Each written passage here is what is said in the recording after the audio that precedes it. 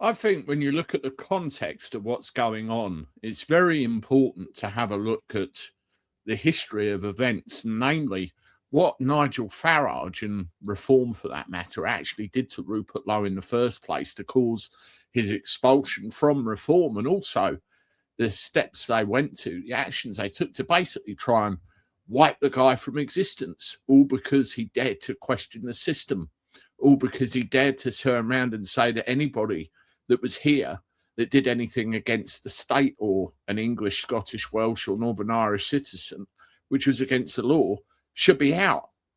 Mass deportations, as we are now finding out. Well, I want to share with you some information. It's very important that we go through this and have a look. The first thing is a tweet from Rupert himself, and it says, "Here is the footage of the armed police raiding my home late on a Friday night, thanks to Zia Yusuf's lies. Now Farage's choice to be Home Secretary." I think that's very important as well. You've got to consider the roles that Farage has come up with in his pretend shadow cabinet, which, let's face it, is probably never going to see the light of day. All supported by the Reform leadership, supported by Farage. On the 14th of March at 21:30, armed police arrived at my home unannounced. 3 vehicles with 4 armed officers. I am a farmer. I own guns, all entirely legally and properly. The previous day, I had arranged with the police to voluntarily give up my guns because of Yusuf's lies. I was not impressed then to have armed police suddenly arrive on my doorstep late at night.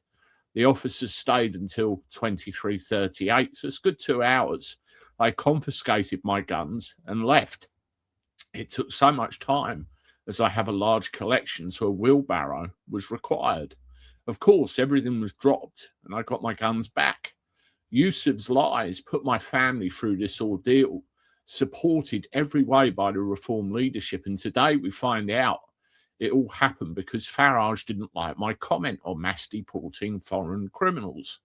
The day he announces Yusuf as his potential Home Secretary to lead the police. If he did it to me, he'll do it to you too. This man is not fit to lead the Home Office. None of them are fit to be in government. That's, a good overview of what went on. And you can see some pictures here. This is part of Rupert's gun collection. At the end of the day, constitutionally, the English have a right to bear arms, but that was long since taken away from us because of other rules that have got in the way. There's a little bit more footage there. You can see old Bill, it's quite obvious, and that's no doubt Rupert to the left. I mean, this is just horrific. This is CCTV footage, and I am assuming that that's the police actually. I can't work out whether they're arriving or departing. It looks like they're driving away from the point of view of the camera, but you can see very clearly there that he had a large presence turn up on his front door. By any measure, unacceptable. And here's another view here as well. Oh yeah, you work out the order. They're coming in now. The other one was going away, and you can see the timing. 9:30 in the evening, so you can see that he got the actual timing absolutely spot on. And here they all come in. So that is the ordeal that Rupert had to go through because of these people just wanted to, I suppose, annihilate him completely, is the correct description of it. Destroy him politically, destroy him personally, all because they disagree with his stance. Well, it didn't stop there. Have a look at this. This is a tweet. Rupert Lowe talks about the Reform feud. Zia Yusuf lied about me wanting to hit him. I mean, this is what it was over. Can you imagine it, for crying out loud? Lee Anderson said I wanted to shoot Zia Yusuf. They said I had early dementia. Reform was so wrong to do this. This should never have happened. And this is an excerpt from the Tucker Carlson interview, and I think it's very important to readdress this. But they took your guns away? Well, that was because Reform, for some extraordinary reason, politically assassinated me and made some false witness statements that I had. Mohammed Zia Yusuf said that I had threatened him in a meeting, which was palpable rubbish, and that I stood over him and I threatened to hit him. Well, I'm 68 and he's 38, so that's a bad idea to start with, and it just didn't happen like that. So, at the end of the day, we had a debate about Great Yarmouth and my branch office in Great Yarmouth, no more, and the WhatsApp chain proved it. But he gave this witness statement, and then Lee Anderson gave a witness statement to say that I was going around Parliament saying I was a very fine shot and I was going to shoot Zia Yusuf. Well, as a result of which the Metropolitan Police arrived mob-handed and took my guns away. And it took me about 5 months to get them back. So, look, and they also suggested I had early onset dementia, which was, again, pretty unpleasant thing to do. Do they have any evidence? I don't think I've got early onset dementia, not that I'm aware, but I obviously, those people who do have it, it's a pretty horrific thing to have. Oh, of course it is. And if I did have it and they'd said that, it would have been even more unpleasant. So, I hope I haven't got it. I hope I haven't got it, Tucker. But, anyway, so we again, fortunately, I'm able to fund the legal costs required. I was able to go on the attack.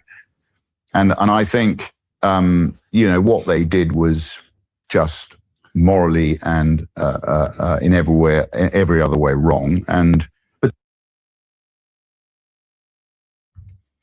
you see, first he was going to hit him, then he was going to shoot him, both of which were absolute bull, and it escalated. And as you can see, it took 5 months, give or take, for him to get his guns back and, get everything sorted. But this is the thing when you try and go against the grain of the establishment and say something that they're not going to like very much. And this just proves that they are establishment. And obviously we come to yesterday where the video piece came out where Farage made that admission. They wanted to get rid of him as quickly as possible because of his attitude towards mass deportations. I mean, that was absolutely mind-blowing. I couldn't believe what I was seeing. We see this. This is a reaction from Charlie Downs, and I think this is worth listening to as well. So let's have a load of what Charlie has to say.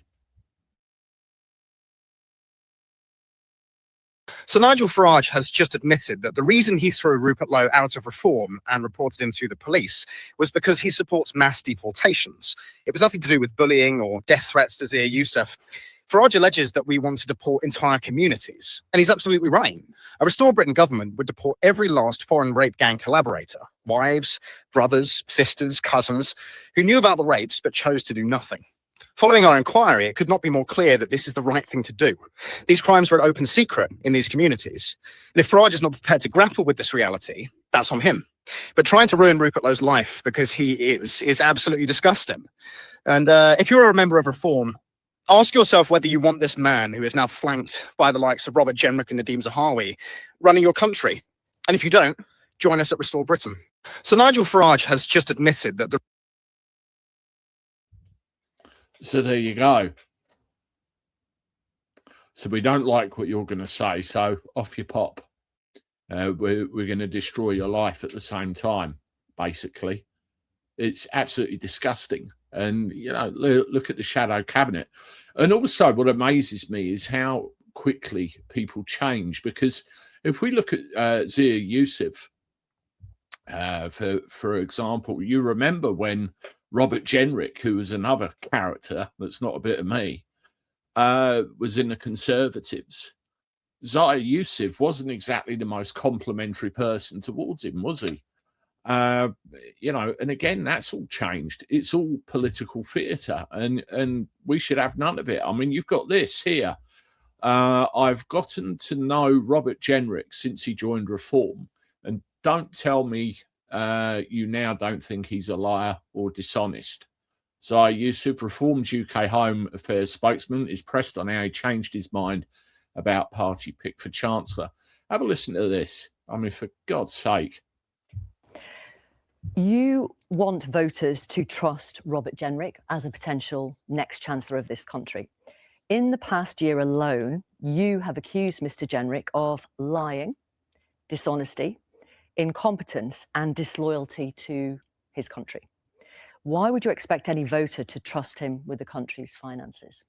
Well, look, firstly, in party politics, when someone defects from one party to another, you're always going to be able to go back and find tweets like that. These are quite fundamental things. You called him a liar. Yeah, I've gotten you called to know, him dishonest. As I said, when in party politics and when somebody high-profile defects, well, here's what I will tell you. I've gotten to know Robert since he joined Reform. I didn't. And don't tell me you now don't think he's a liar or dishonest, correct? Well, that is correct. Having spent time with him, I think he's a principled man. This is someone who resigned from the Conservative cabinet on the basis that he profoundly disagreed with the way immigration in particular I thought it was on the basis handled. that he'd failed to do what he promised to do. Well, he was surrounded by colleagues, frankly, inside the Conservative Party who didn't want to do the things that were necessary, the things, by the way, that Reform will do if we're elected into power to secure our borders. Just want to check. Who are voters meant to believe? The Zia Yusuf of tonight, who now says Robert Jenrick can be trusted and is not a liar, or the one who said all those damning things about Robert Jenrick not that long ago? As I said, I didn't know Robert Jenrick. I'd spoken to him once ever prior to him. So they should believe you tonight? Reform. Well, having gotten to know Robert, and this is actually really important. Again, he's a thoughtful man. He's principled. And what Robert's also going to bring us, by the way, is some experience. You know, most of us are Reform. And I think the majority of Nigel Farage's cabinet, if we do win the general election, won't be people who've come from the world of politics, that have come from outside of politics, having done great things. But so having some people with some experience who share our values, that's also really important. And actually really want to solve these problems will be a very... So what do you make of that? A complete change of tune, all very politically convenient, isn't it? This is what it's all about, politically convenient. Now, you can turn around and say, oh, they surrounded themselves with people who weren't going to do blah, blah, blah, blah, blah. But of course he's going to say that because he's down with Reform. You see, no morals whatsoever. So do you still think he's a liar? Do we believe then? Do we believe now? What's going on? And as you can see from that screen dump, he's got form previous to this. When you look at all of the recorded material in the mainstream media, absolutely despicable. And the unfortunate thing is, people will run with it. People will run with it. Last thing I want to share with you, I found this really quite staggering, is this tweet here.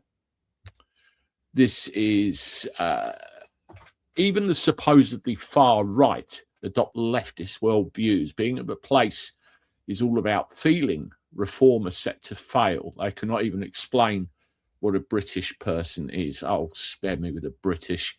Let's have a listen to this, and we'll see where this one goes, shall we?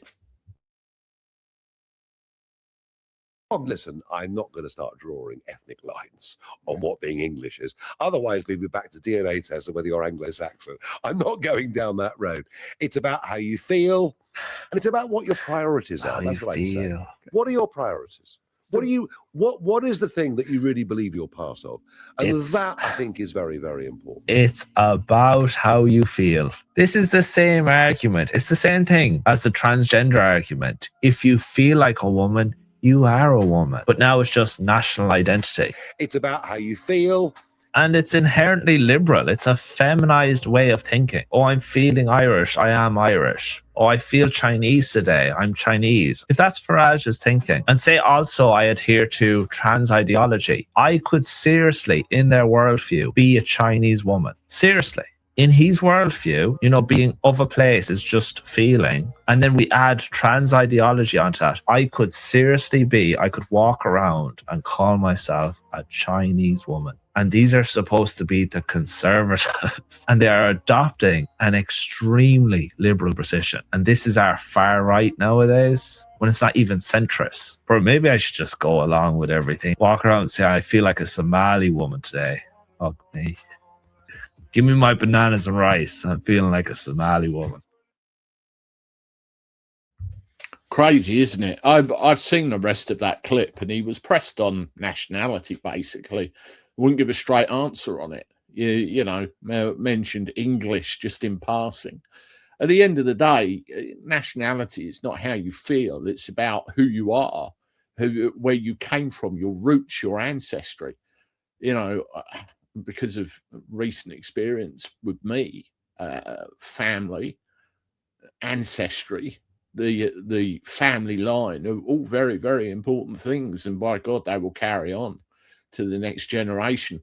And what you have to think with English, we have a series of inalienable rights, and it's our responsibility to hand those to the next generation. It's called the eternal flame of freedom at the end of the day.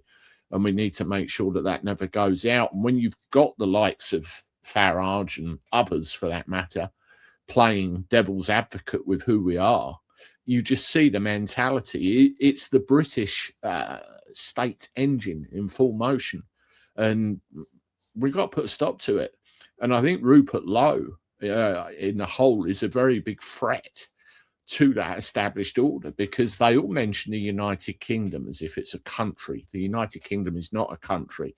You have other political parties that have the UK in their name rather than Britain. When I see Restore Britain, I see restoring the British Isles to their former glory. England, Scotland, Wales, Northern Ireland. We've lost Southern Ireland. The EU swallowed them whole. Can we get them back? That's their choice. I believe in self-determination at the end of the day. But there you go. Absolutely disgusting what Farage and his cronies did to Rupert. And, you know, this situation really is of their own making. I can't say any plainer than that. Let me know what you think in the comments. As always, hit the like button, subscribe to the channel, share my stuff. I'll talk to you soon. Toodaloo.